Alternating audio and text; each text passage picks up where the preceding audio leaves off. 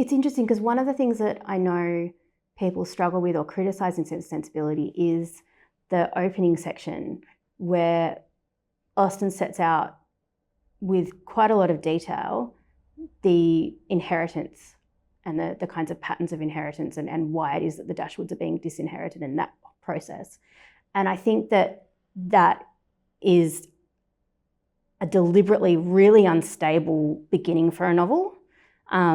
It's a, you know, it starts back a generation and then it switches generations and it looks to the, you know, it's kind of where are we in time and space? Who are we talking about? Oh, we're being introduced to this place, Norwood, where no one's ever going to live for the rest of the novel, right?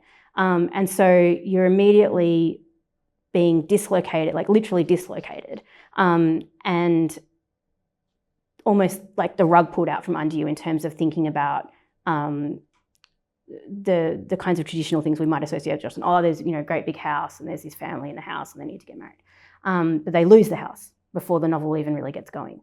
And I think that then you've got this family which is a female family, right? That has no patriarchal authority in it. And Eleanor, who's 19, who's I now like work with 119-year-olds, like wow. Eleanor's 19. Her mother is clearly not, or at least from Eleanor's point of view, her mother has abrogated the parental sphere, right? Her mother is not interested in being a parent. There's no father. Eleanor becomes the patriarch of the family, right? Eleanor is the paterfamilias. But she's also supposed to be a marriageable 19-year-old eldest daughter. And so she's fulfilling these two opposed roles.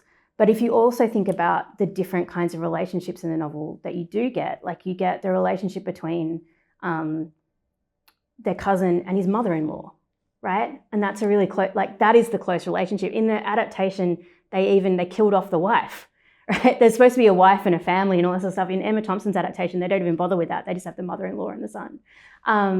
And so, or mother-in-law and son-in-law. So it's really, which really, I think, emphasises the non-normativity of it, right? There aren't these nuclear families. There are these all kinds of other possibilities, even more than Austen had done. And so I think that there's this sense in which also, and the other thing that I'm always fascinated by with Sensibility, which I can't kind of get past, and every time I pick up the book, I come back to the same thing.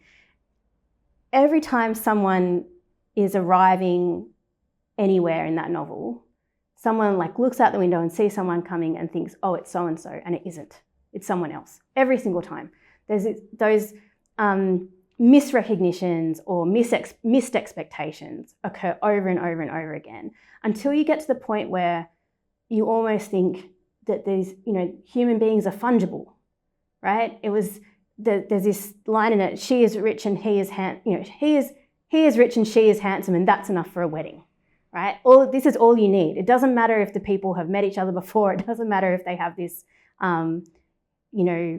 special connection which raises them above the level of everybody else in the community and their, two hearts finally rejoined in that kind of weird platonic four-armed people, right? Like it's just, there's got to be a rich man and a handsome woman and that's it. And it doesn't matter who they are and you can swap your partners, right?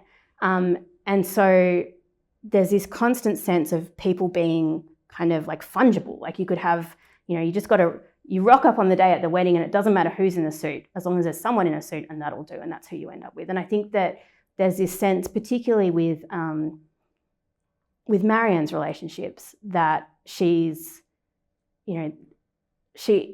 her marriage to Brandon is such there's almost a kind of sinister element to it.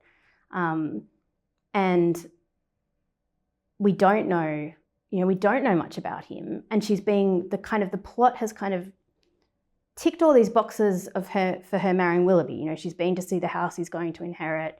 All these sort of things, all these sorts of things that would traditionally lead a novel to that end point. And Austen again misdirects us and has Brandon step in. Brandon, who's who's kind of, Marianne's kind of his sort of second go of this same narrative, right? Like she's just another substitution for someone who died some time ago. Like it's just very, it's so messy, and there's such, you know, and it begins with the messiness of a blended family, you know, and a really badly blended family. And I think that there's this sense in which Austen is trying to make us very uncomfortable with the idea that there's kind of one destined romantic partner for everybody, or that there's a kind of a fated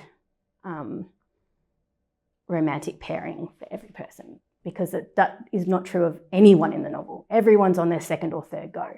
And it's very, it's you know, thinking about it in the context of other novels of the period, it's really destabilizing, and really,